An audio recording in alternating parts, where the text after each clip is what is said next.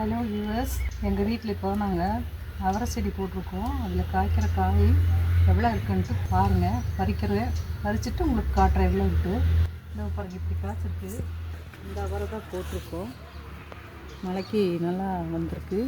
நிறைய அவரை இருக்குது. தளைஞ்சு வருது. வெட்டி விட்டுருக்கோம். எல்லாம் சூப்பராக தளைஞ்சு வருது.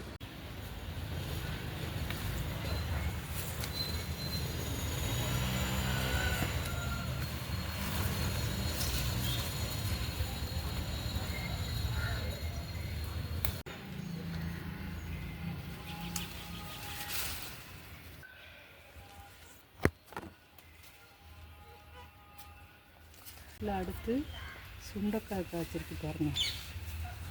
நல்ல சுண்டைங்க, கசக்கவே செய்யாது, ரொம்ப டேஸ்ட்டாக இருக்கும். அது கொஞ்சம் கட் பண்ணிக்குவோம். நல்லா வந்துட்டோம். என்னென்ன காய்கறி இருக்கோ அதெல்லாம் எடுத்துகிட்டு போய்க்கலாம். உங்களுக்கு இங்கே பாருங்கள், நல்லா இருக்குது. நல்ல சுண்டை, கசப்பே இருக்காது. உடம்புக்கு ரொம்ப நல்லது, அல்சருக்கு நல்லது. ரொம்ப ஹெல்த்தியான காய் கூட. இதில் சுண்டை வத்தல் கூட நம்ம போட்டு வச்சுக்கலாம். பாருங்கள், நல்லா காய், நல்ல காய்ங்க. சுண்டை வத்தல் போடலாம், சுண்டை குழம்பு பச்சையாகவே வைக்கலாம். நான் உங்களுக்கு செய்யும்போது உங்களுக்கு வீடியோ அப்லோட் பண்ணுறேன், ஓகேங்களா? அப்படியே அவரைக்காய் பிடுங்கிட்டு முருங்கைக்கீரை நல்லா ஃப்ரெஷ்ஷாக இருக்குங்க. கொஞ்சம் முருங்கைக்கீரையும் பிடுங்கிக்கலாம். மழை வந்ததுக்கு அதுக்கு நல்லா அழகாக இருக்குது. முருங்கைக்கீரை சூப் வச்சு குடிக்கலாம். அதனால் பாருங்கள், கொஞ்சம் நல்லா இளங்கீரைகளை பார்த்து எடுத்துக்கலாம். இந்த தோட்டத்தில் நான் கொஞ்சமாக இடம் இருக்கிறதுனால அந்த இடத்துல நாங்கள் எங்களுக்கு தேவையான செடிகள் போட்டிருக்கோம். ஒன்று முருங்கை மரம் வச்சுருக்கோம். நாங்கள் பெரும்பாலும் காயை விட எங்களுக்கு கீரை தான் ரொம்ப அவசியமாக இருக்கிறதுனால நாங்கள் கீரை அடிக்கடி எடுத்துருவோம். காய்க்கு கொஞ்சம் பூவெல்லாம் விட்டுட்டோம்னா காய் வரும். காய் நல்லா லென்த்தாக வரும். நல்லா பெரிய காய் தான், டேஸ்ட் நல்லாயிருக்கும். குச்சி மரவள்ளிக்கிழங்கு, கொஞ்சம் மரவள்ளிக்கிழங்கு ஒரு 10 குச்சி நட்டு விட்டுருக்கோம். ஒரு குச்சி நாங்கள் இந்த இடத்துக்கு பறிச்சிட்டோம். அது நல்லா காய், நல்லா கிழங்கு நல்லா பெரிய கிழங்காக இருந்தது. 2 நாள் வச்சு சாப்பிட்டோம். இன்னும் ஒரு 10 குச்சிக்கு பக்கமாக இருக்குது. அது வர நாளைக்கு பிடுங்கும்போது நான் உங்களுக்கு பறிச்சு எடுத்து உங்களுக்கு காட்டுறேன். அந்த கிழங்கு, மரவள்ளி கிழங்குமே உடம்புக்கு நல்லது தான். அப்புறம் நம்ம கொய்யா மரம் வச்சுருக்கோம். கொய்யா நாற்று இருந்தது. அது வவ்வால் கடிச்சிட்டதுனால வெட்டி விட்டோம். அது கொஞ்சம் காஞ்சி போச்சு. திரும்ப இப்போ வேறு நாற்று வருது. நல்ல பெரிய கொய்யா தான், பழனி ஆயக்குடி கொய்யா. காய் விடுறதுக்கு இன்னும் கொஞ்சம் டைம் எடுக்கும்.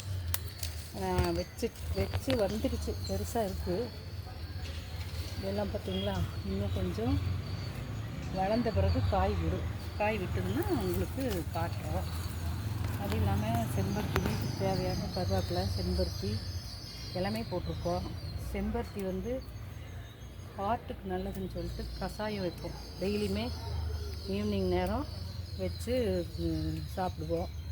அதே மாதிரி கொய்யா இலையை பிடுங்கி அதுலேயும் கஷாயம் வைப்போம்.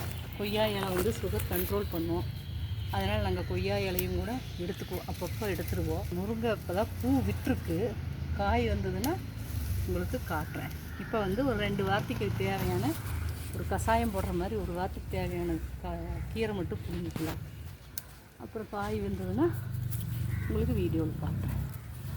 என்னென்ன நாங்கள் இன்றைக்கி பறித்தோம் அப்படிங்கிறத நாங்கள் வெளியில் காட்டுறோம். உங்களுக்கு தோட்டத்துக்குள்ளேருந்து காட்டினா உங்களுக்கு கிளியராக தெரியாது. அதனால் அந்த பக்கம் உங்களுக்கு காட்டுறோம். எங்கள் தோட்டத்தில் இன்றைக்கி நாங்கள் பறித்த எல்லாத்தையும் காட்டுறோம் பாருங்கள். இந்த செம்பருத்தி பூ சாமிக்கு வச்சது போக மீதி இருக்குது. அழகாக இருக்குது, ஃப்ரெஷ்ஷாக இருக்குது. இது நாங்கள் கஷாயம் போடுறதுக்காக பறிச்சிருக்கோம். இதை அப்படியே பறித்து நிழலில் உணர்த்தி காஞ்ச பிறகு எடுத்து ஒரு பாக்ஸில் போட்டோம்னா டெய்லியுமே நம்ம ஒரு 5 பூ 10 பூ போட்டு கஷாயம் வச்சு குடிக்கலாம். கஷாயம் குடித்தோம்னா ஹார்ட் அடைப்பு இருந்ததுனால கிளியர் ஆகிடும். அதுக்காக நாங்கள் பறித்து வச்சுருக்கோம். சுண்டைக்காய் பாருங்கள், இவ்வளோ காய் காய்ச்சிருக்கு.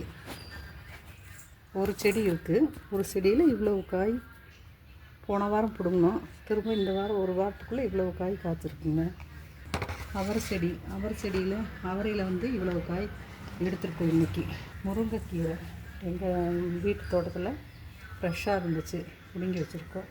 இதுதாங்க எங்கள் தோட்டம். இந்த தோட்டத்தில் தான் நாங்கள் இவ்வளவும் எடுத்தோம்.